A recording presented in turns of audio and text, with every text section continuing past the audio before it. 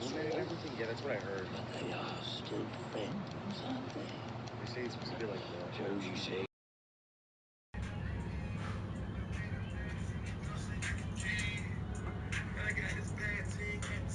Welcome, everyone.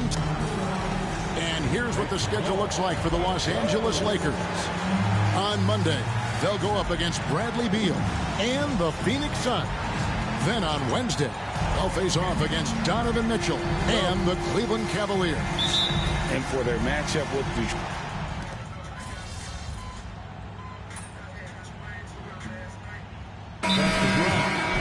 He has the keys to the city at this point, but can it continue, do you think? Well, he's brought a great level of excitement and stability to the franchise. The team is competitive. They've got some young talent on this team. There hasn't been this much optimism in decades, and a lot of that is because of Mike Brown and the championship pedigree he's brought to this organization. And they just signed him to a 3-year contract extension, so they have their sights on him for a while. 100%, and you know lifelong Kings fans have to be loving the stability first and foremost that he's brought in this organization. Finally seems like they're on the track. And if you talk to guys who know MP, who grew up with him, they'll all say that he lets his game do the talking. And he's got a very business-like approach to himself when he's on the floor. MP can dish it back if you come at him, but for the most part, he's letting his numbers speak for themselves. Yeah, this looks like a pregame shoot-around with all the threes they're allowed. A moment now to hear from our sideline reporter, Hall of Famer David Aldridge. David. Thanks very much. Austin Reeves went undrafted, but his success comes as no surprise to him. He says, I've always felt like I belong. Goes back to childhood. His mom once asked him, is this confidence or cockiness? He told her, they're basically kind of the same thing. Kevin, back to you. That's something else. Undaunted. Hey, David, thank you. And Mike Brown decides to call timeout. This will give him a chance to discuss some potential alterations. Some changes for the Lakers. Vanderbilt's checked in for Hachimura. Christie comes in for Austin Reeves. And it's Gabe Vincent in for Russell. Then for the Kings, Robinson's checked in for Len. Kyle comes in for Murray. And Kevin Huerter subbed in for Malik Monk. And wrestling for it there, but no one has possession. We'll have a jump ball. That will be a jump ball.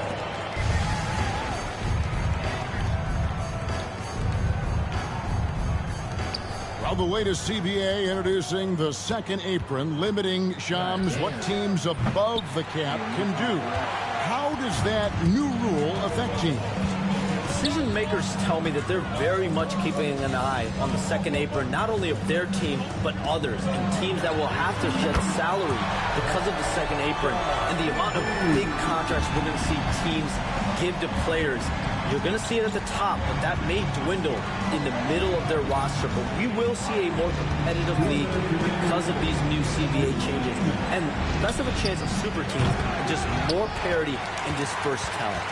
Do you constantly read over some of these CBA agreements? I would assume that you do, to have a full understanding of terms like the apron, like we just talked about, or all the other things, the luxury tax, all the things that make deals possible.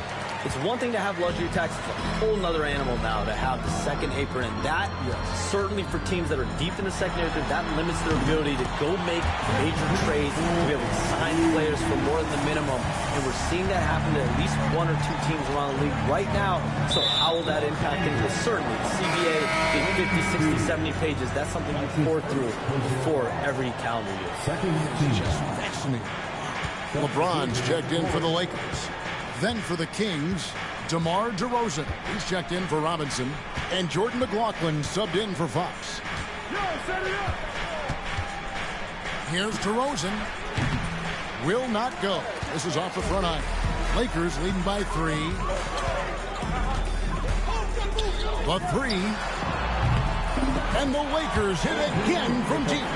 12 straight points off of three-pointers, and the D looks shell-shocked. And guys, now that they're rolling from out there, the defense has to really get up into them. You got to almost be in their jerseys to try to deny those looks. Here's DeRozan. And he can't stop this drought. Another miss. And here's James. He'll bring it up for Los Angeles. And here's MP for three. Christie the pass to MP. Launches a three. That's good again. His 7th basket. 7 for 10 from the floor. Got to contest MP from out there. He is more than capable from three. DeRozan with it. This game he had 28 points. Pass to McLaughlin. Buries the long-range jumper. How about dueling from long range, just going at each other? Looks to me like there could be something personal taking place here. And so it's Los Angeles, with their lead standing at 6 points here at the end of...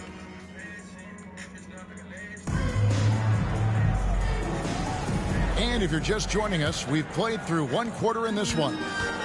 And a look now at how the offensive approach has been going here so far for the Lakers. We've got a bunch of this game yet to be played, but they're shooting it well from the three-point line. That's got to be a welcome sight. Tell you what, they have outworked the opposition and have capitalized on the putbacks, bagging their own groceries tonight, boys. On the court for Sacramento, DeRozan out there with Kevin Huerter. Then it's Trey Lyons. Then it's Ellis. And it's McLaughlin in at the point. Now, we've talked about expansion. That has been floated around. We know that teams would have to realign. Shams, any ideas on which teams might have to shift with expansion in the East or West? Certainly, most of the potential expansion cities, the high-level ones, have been noted as teams in the West. Maybe you have a team out east that is in the West moving into the Eastern Conference. But the league could obviously surprise everyone with a different solution. Maybe having one expansion team be an Eastern Conference team, one being a West. There's several options that Adam Silver in the NBA have. I would think New Orleans would be one of those teams, right? Just where they are geographically. Memphis, those two teams are in the West, and I could see them maybe going east. Possible? Certainly Minnesota and Memphis. Those are two teams that, to me, have an Eastern Conference feel. And you could tell he thought that triple was going to fall. And so it's Mike Brown here calling timeout. He wants to make some adjustments to the game plan, clearly. And some changes here for the Kings. Nick Daniels comes in for DeMar DeRozan. And De'Aaron Fox subbed in for Jordan McLaughlin. And here is Fox. Second quarter of action, about a minute and a half played. And Fox has a lot of game. I mean, really good at distributing the ball, getting into the lane, and getting his guys involved. Sacramento shooting their second and third shots at the line right here. And the second free throw, good. Here's Vincent. Scoreless thus far. And here's MP for three. A three-pointer is right on target. Their third three-pointer in a row. Adjustment time for these guys. The defense has to make some adjustment here. McDaniels, a screen on MP. Pass to McDaniels. A shot for the past decade that you've been a major player in the NBA.